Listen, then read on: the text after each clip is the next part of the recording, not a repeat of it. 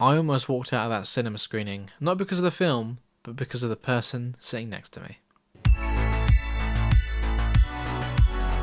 But from talking about popcorn at cinema, let's talk about my cinema experience in general, because wow, it was an eventful, unpleasant, almost unbearable experience that I had last night. Let's start off on a positive tone. This was nice to go back to the cinema with Jake. This was probably the first time we've been to the cinema together in about a year, when we last saw Doctor Strange in the Multiverse of Madness. As I said, I went in pretty much completely blind. I didn't know anything about this film. I didn't even know how long it was going to be. I think it was just over 2.5 hours in the end or something like that. So I went in, got my snacks, got my little snack tray combo with a drink, a chocolate bar and some popcorn. Yep, all good.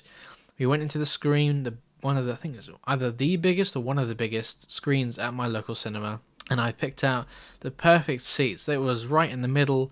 The screen is centered in front of you, not too far back, not too far down, and then the cinema's got these lovely reclining chairs now. So I was like, oh, this is good. I like this. But then it happened. So me and Jake were the first people on our row, which is great. Even though you book your own seats, it's just nice to get there before anyone else. You don't have to kind of awkwardly climb over anyone's legs or anything. We took to our seats, and it was all good. Yeah, that's fine. And I had my little tray of snacks, and there was nobody else around us, so I just put them on the tray on my right, because I'm right-handed. It just made sense for me. And then this guy walked past and almost jumped into the seat. That'd be underplaying if I said sitting down. Just like I wrote notes with the review of the film, I wrote notes, more like an essay, about my horrible experience with this guy. So, let me look at my notes here. I almost walked out of that cinema screening, not because of the film, but because of the person sitting next to me. So then this guy came along. He's probably like late 20s, early 30s, probably early 30s actually. I didn't really see much of him, it was a dark room, but that's what I thought. And, oh god, the first thing I noticed was the smell. Yeah, I'm not one to like shame people or anything like that. I don't think that's very fair. But when you're sitting in a room next to a stranger for multiple hours, like if I was here in the frame, you would be able to see them too. So I guess that's pretty close for comfort. But yeah, I'll try not to be too mean about it, but it was not pleasant at all. And I immediately knew that I'd have to put up with this for the next 2 and a bit hours. And I spent most of the film just kind of sitting like this, just kind of with my hand under my nose, in hopes that I would just block it out. I didn't want to do, I'm not going to be as obvious as that, but maybe I should have been. But then, I don't think he was going to leave.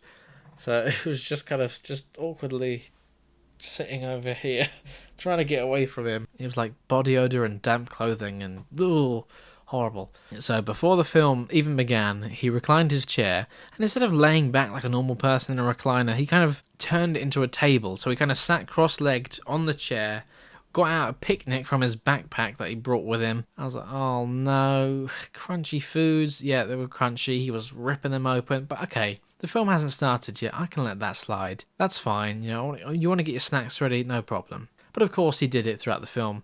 Not during the loud action pieces, during the quiet moments. And in this film, there were some almost dead silent moments. And he was, ripping bags of crisps open or whatever. I was like, oh, for God's sake, really? So he was noisy, he was smelly, his food smelt. Then he had like energy drinks, and energy drinks have a strong sweet smell anyway, you know that, right? So he had one of those open. I was like, oh my god. And every now and then there was this waft of mixture of horrible smells that was coming past. And I was just like, oh my god, I can't. And there were moments where I was actually thinking, if I wasn't with Jake watching this film, I would have either got up, pretend to go to the toilet, and then just moved seats somewhere else, or I would have left and gone home and come to see the film another day. It was that bad. But it didn't end there, of course. Why would it? So he was kind of sitting cross-legged, and these chairs are pretty big. I don't think he was a necessarily big guy, but he was just kind of really spreading himself out in the chair. And we have to share an armrest, so his arms and his knees were up on it, and I was leaning closer to Jake on my left. And I was beginning to think, oh, Jake's probably going to think I'm trying to snuggle up to him, but I'm just trying to get away from this other guy, so I'm like this. It was so bad. But yeah, that wasn't all of it because, this film was pretty funny. There were some funny moments, but I wouldn't say there were a bunch of laugh out loud moments. Although this guy seemed to disagree. He was not laughing, cackling. The cinema was dead silent and there was him out loud. And I was like, oh my God, shut up. But there was a moment where he thought he lost his phone under the seat and he was rustling around, panicking. Like, oh my God. And I couldn't help but sit there and I almost laughed at him. I was just so smug. I was like, oh yeah, that's what you get. I was just here, just kind of smiling to myself, almost evil. But I felt like, yeah, good. You deserve that. Yeah, I think if I was experiencing as much discomfort as I was, obviously there was somebody else on the other side of him. Surely they felt the same way. Oh, and there's end credit scenes for these Marvel films. A lot of people left the cinema. He didn't. He was there to the very end, just like me and Jake were. I was like, oh my God. But as soon as he left, I said to Jake, I was like, that guy was awful. And Jake was like, yeah, I know. I felt like you were going to say something to him because he kept laughing all the time. And, oh, God. I suppose I should mention, on the flip side of laughing, there are some sad moments too. And then also, he was absolutely sobbing his eyes out. Like, it's just kind of curling up into a ball, crying away. I was like, it's not that sad. Yeah, I'm not usually one to complain about strangers like that, but this guy really bothered me. But yeah, I thought I'd share it on the internet with you, so hey, I hope this guy doesn't find out. Oh well, I don't care if he does. That's just my opinion. I could go on, but I think you get the impression that he was not pleasant to be around. Oh, and I nearly forgot. He took his shoes off, and then the smell just got worse.